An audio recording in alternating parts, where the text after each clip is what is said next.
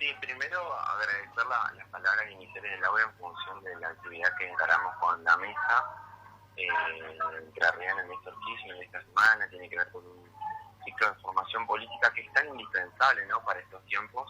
El tema de la formación en función de los acontecimientos que van ocurriendo y de cómo nos preparamos ante esta sociedad para poder encarar una manera de solucionar problemas, ¿no?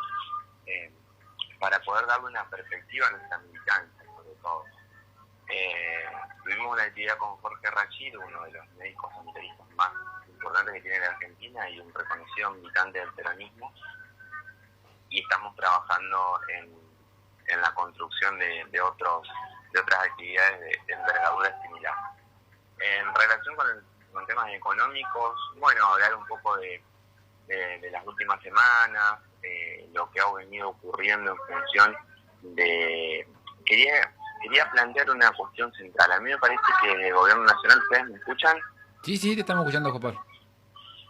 Hubo un antes y un después en función de lo que fue el fallo de la Suprema Corte de Injusticia, diría yo, dado que al otro día se presentó el presidente, el Frente de Todos en su integralidad, ¿no?, con la vicepresidenta, con el presidente de la Cámara de Diputados, hicieron una foto muy importante que tiene que ver con la unidad para mostrar fortaleza. Recordemos que el proyecto de gobierno de la Argentina viene del Movimiento Nacional y Popular, y una de las cuestiones difíciles de llevar adelante en este tiempo es justamente la movilización popular en tiempos de pandemia, que es algo que quizás sea central volver a fortalecer para encauzar las luchas del pueblo. Tenemos una gran disparidad en la distribución de la riqueza y necesitamos de manera urgente medidas que recompongan el salario y que recompongan la redistribución de la riqueza que ha sido concentrada exorbitantemente en los últimos años. Entonces me parece que viene un poco por ahí la cosa. En el día de ayer también, y en consonancia con esa foto de unidad, se tomaron medidas que vienen un poco a paliar justamente este escenario de 40% de pobreza y 10% de indigencia que hay en la Argentina. Se va a aumentar la tarjeta alimentar, que tiene que ver con justamente los sectores populares que más están padeciendo el rigor de la crisis y de la pandemia. Esos importes que se inyectan al mercado interno, estamos hablando de que pasamos de una inversión del Estado de 10.000 millones de pesos a 30.000 millones de pesos. Las mamás que tengan un hijo van a cobrar 6.000, las que tengan dos van a cobrar 9.000 y las que tengan tres o más van a cobrar 12.000. Esto por un par de meses. Siempre resulta ser poco, ¿no?, porque las necesidades son extremas, pero no deja de ser, a mi criterio, una importante reacción ante este escenario hostil que está atravesando la Argentina. Y en relación con el ministro de Economía ha habido algunas desavenencias con inclusive los mismos sectores que integran el Frente de Todos, porque en Argentina una de las cuestiones centrales de estos días es que está alcanzando, a diferencia de lo que ocurre en el mundo, equilibrio fiscal prácticamente. El déficit fiscal del primer trimestre de la Argentina fue el 0,2% del PBI, prácticamente equilibrio fiscal, y es ahí donde se está planteando la necesidad de aumentar ese déficit en razón de que las urgencias que atraviesa nuestra sociedad son más que importantes, ¿no? Ese 40% de pobreza en un proyecto popular que gobierna Argentina debería ser el principal desvelo, y me parece que hay que atender con todas las urgencias posibles esa realidad, tratando de corregir esos guarismos y sobre todo evitar de que gran parte de nuestra población, la que siempre está en situaciones de mayor vulnerabilidad, pueda mínimamente tener las necesidades básicas satisfechas. Juan Pablo, Sí, consultarte bueno, dos cuestiones por ahí. La problemática que hubo con el secretario de Energía, ¿no? Por el hecho de que tuvo con el ministro el enfrentamiento, que hubo con no sé si se llamarlo enfrentamiento, sino las diferencias que hubo en base a un aumento que quería hacer Guzmán en las tarifas de luz y gas, creo que fue. sí. Y un poco también yo escuchaba por ahí de hablar que Guzmán, bueno, el presupuesto que se presentó fue pensando que iba a haber un número de vacunados a esta altura que bueno, que lamentablemente ya sabemos que por cuestiones externas, digamos, no se pudieron realizar, ¿no es cierto? Exacto, bueno, la disyuntiva se dio, por eso desde la heterodoxia se está aprendiendo que Guzmán en estos últimos meses está teniendo una mirada muy ortodoxa de la economía. Se planteó lo siguiente, una disyuntiva con el subsecretario de Energía, que es Federico Basualdo, hijo del reconocido Eduardo Basualdo, director de Flaxo, uno de los economistas más destacados de la Argentina, pero que a su vez Federico estuvo trabajando mucho en términos de investigaciones ligadas a la energía en el Instituto Patria durante la época del gobierno de Macri, ¿no? Sobre todo poniendo en evidencia la estafa que se hizo con gran parte de la población, aumentando el 3.000, 4.000%, y haciendo negociados espurios con los amigos del poder político y económico. Bueno, en este caso hubo una disyuntiva, Guzmán pedía que se aumentan las tarifas, Federico no quería, en definitiva se terminan aumentando las tarifas alrededor del 20%, cuestión que eso va a sopesar negativamente sobre los bolsillos de los sectores populares, es un golpe más a los bolsillos, obviamente. Y Guzmán parece que le mandó a pedir la renuncia otra vez jefe de gabinete, pero hoy por hoy todavía el funcionario a quien sostiene Cristina Fernández de Kirchner no ha dejado su cargo.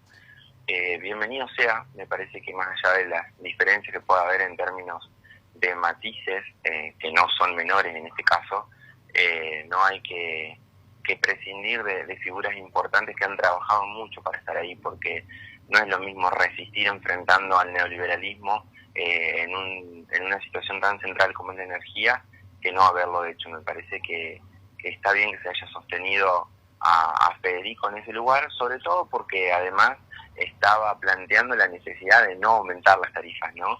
En definitiva que la crisis la paguen otros y no los sectores populares, que ya tienen demasiado rigor en sus bolsillos en este último tiempo. La crisis viene un poco por ahí, esas diferencias, y además lo que se está planteando desde algunos heterodoxos economistas es la necesidad de que Guzmán deje de alguna manera de ser tan condescendiente con el Fondo Monetario Internacional y sus exigencias. De hecho, esta semana van a viajar con Alberto para conseguir mayores apoyos a la hora de la negociación con el fondo, atendiendo las urgencias que tenemos en la actualidad. De hecho, hubo hace un par de semanas una movida de los senadores del Frente de Todos exigiendo que si llegan fondos frescos del Fondo Monetario Internacional debieran ser para atender las demandas urgentes, que son justamente los guarismos que marcábamos al principio, de pobreza e indigencia.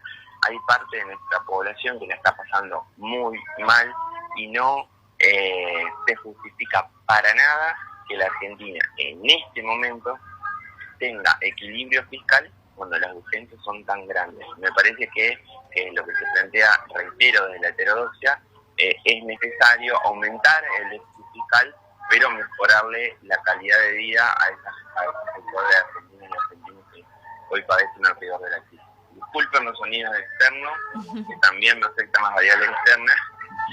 Vivo cerca del autódromo y hoy justamente parece que hay pruebas de pilotos. Hola Juan, sí se escuchaba algo detrás. Yo dije un mosquito gigante. Nada que ver.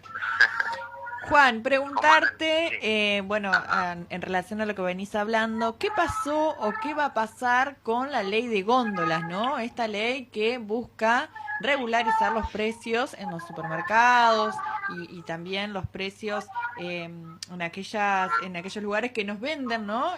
Lo necesario para vivir, y que aún no ha pasado nada. Esto por un lado, y por el otro lado, ¿qué va a pasar también con la ley de emergencia, que se le cobraba un impuesto único a aquellas personas que son muy pocas en relación a todos los millones de argentinos que somos, para que paguen un impuesto, digamos, extraordinario, y así la República Argentina pueda seguir recaudando? Bueno, ese impuesto extraordinario tuvo una buena recaudación, más que recaudación, una buena liquidación. Ahora hay que esperar que paguen, ¿no? Pero se esperaban recaudar alrededor de 300.000 millones de pesos, se recaudaron 223.000 millones de pesos. Estamos hablando de que más del 80% de los contribuyentes afectados por el impuesto hicieron sus declaraciones juradas y presentaron y demás las liquidaciones. Ahora tienen que pagar, seguramente lo van a hacer porque presentaron las declaraciones juradas, y hubo un 20% que son aquellos que se negaron a hacerlo. No estamos hablando de sectores poderosos como Héctor Magneto, después el CEO de la empresa Fiat. Hay un montón de empresarios que decidieron no pagar. El tema es el siguiente: 300.000 millones de pesos o 223.000 en este caso no hacen a lo importante en esta situación de la Argentina. Obviamente que suma, que ayudaría a paliar algunas cuestiones sociales 2 o 3 meses, pero no mucho más que eso. Me parece que debiéramos ingeniar alguna maquinaria, algún dispositivo que nos permita recaudar de otra forma, como se está planteando en muchos países europeos, como se hizo en Nueva Zelanda, como inclusive está planteando el presidente de los Estados Unidos, Joe Biden, diciendo de que hay que inyectar recursos al fiel estilo de Perón en el mercado interno para reactivar la economía y hay que defender el bolsillo de los sectores populares. Bueno, por ahí va un poco la cosa. El impuesto se podría decir, de acuerdo a los guarismos que se esperaban y demás, que terminó siendo una buena medida y que tuvo gran repercusión, pero siempre resulta insuficiente. Y en cuanto a la ley de góndolas que vos decís, se supone que tiene vigencia del año pasado. El tema es que hay leyes en las cuales los sectores concentrados de la economía de alguna manera se burlan porque no cumplen. Pasa, por ejemplo, con el caso de Cablevisión y las regulaciones en cuanto a la comunicación. Viste que existen normativas para respetar de que no hay que aumentar las tarifas y ellos aumentan y hacen lo que quieren. Bueno, acá pasa lo mismo. A mí, por cuestiones laborales, me toca estar a veces en Buenos Aires, a veces en Entre Ríos. Yo lo que veo que en Buenos Aires, de alguna manera, en las grandes cadenas de supermercados, vos encontrás, por ejemplo, gran cantidad de productos de precios cuidados, ¿no? Que no es para nada menor en este tiempo de bolsillos depresivos. Pero en el interior, para nada, no hay un control de precios y tampoco hay una rigurosidad en cuanto al funcionamiento de todo este sistema. Lo que pasa, me parece, que la complacencia con el sector dominante de la economía concentrada debería llegar al final, y me parece que hay que entrar en una situación que tenga que ver con una disputa mucho más rigurosa y mucho más fuerte, porque ha quedado demostrado que ser simpáticos con el poder económico no sirve para nada. Acá lo que hay que hacer es disputar de manera rigurosa, y para eso debemos demandar, obviamente, que la sociedad, la base política, el sujeto histórico que siempre ha acompañado a los proyectos populares, en este caso al peronismo, de alguna manera acompañe a un Estado que pretende ser un poco más astuto en esto, ¿no? Yo lo planteaba al principio, pero pareciera, la ilusión que uno tiene a veces, que hubo una reacción a lo que fue el fallo reciente de la Corte, tanto con la foto de la unidad, con la implementación de políticas de la vivienda que son maravillosas para mejorarle la vida al pueblo, y además políticas sociales paliativas como las que se lanzaron ayer. Ojalá a partir de ahora se comience a poner en agenda el sufrimiento del pueblo y no tanto las condicionalidades que desde el poder concentrado tratan de imponer. Bueno, Juan Pablo, ¿vos no? Sí, yo quería hacerte una consulta, Juan Pablo. Vos sabés, ayer estaba en una clase, ¿viste? Y el profe, y se estaba hablando salió el tema de la reactivación de las obras acá en la provincia, ¿no? La pregunta fue en sí, digamos, de por qué, si estábamos en esta recesión, digamos, se podía, o la provincia tenía para invertir en estas obras, ¿no es cierto? Y bueno, y el profe responde que lo que se está haciendo por parte del Estado es que mediante la expedición de moneda se está generando este movimiento de obras, o que a mí me quedó resonando, o sea, como que generando inflación están generando el movimiento o la reactivación de las obras, y me quedó como una duda. ¿Profe, de qué materia es? Taller de evaluación de proyectos. Bueno, el año pasado sí hubo emisión de moneda en importante cuantía, lo cual no está mal. Yo creo que en una situación de extraordinaria y urgente como la que atraviesa el país y el mundo, hay que aplicar todos los mecanismos al alcance del país para llevar adelante medidas que tengan que ver con reconstruir los sectores, sobre todo las necesidades de los sectores populares. En cuanto a la actualidad, la emisión durante este 2021 ha sido prácticamente nula, es decir, que hay un dato que le estaría faltando y al profe en este caso, por eso estábamos hablando de equilibrio fiscal, ¿no? Prácticamente equilibrio fiscal en un mundo. Fíjense, en el año 2019 el 36% de los países tenía déficit fiscal. En el año 2020, producto de la pandemia, el 98% de los países del mundo tienen déficit fiscal. No es menor ese dato. Y en cuanto a la obra, independientemente de que el año pasado se puedan haber hecho o no financiados, depende de qué forma, uno de los movimientos de mayor repercusión en la economía siempre es la obra pública, es la esencia inclusive del peronismo. La obra pública no solamente termina generando mejoras en la calidad de vida con construcciones diversas para la población, sino que genera trabajo y dinamiza el mercado interno, digamos, porque se emplea mucha mano de obra, esa mano de obra tiene recursos para utilizarlos en el mercado interno, es de las medidas más dinamizadoras que puede llevar adelante un Estado. De hecho, fueron situaciones que quedaron en plena evidencia durante los planes quinquenales de Perón y durante la obra pública que se construyó durante el peronismo, ¿no? Durante el kirchnerismo. Se hicieron 2.000 escuelas.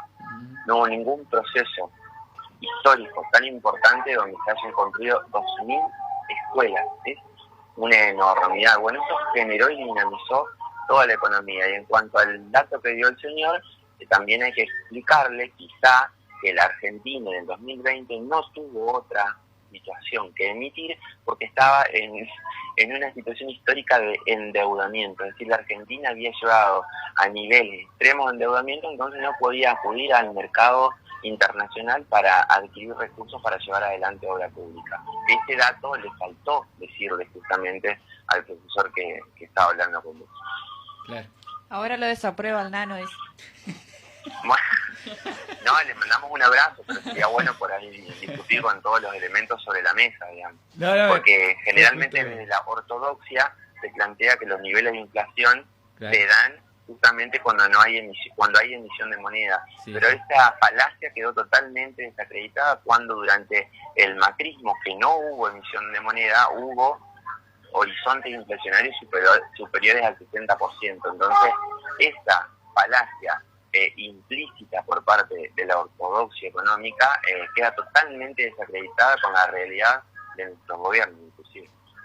Clarísimo, Juan. Bueno, Juan, te agradecemos muchísimo esta comunicación, nos vamos súper felices porque además hasta, mirá, le diste la clase a Nano para rendirla. Así que bueno, te agradecemos mucho y te mandamos un abrazo enorme. Bueno, un abrazo grande para ustedes, que comiencen muy bien la semana. Adiós. Chau, chau.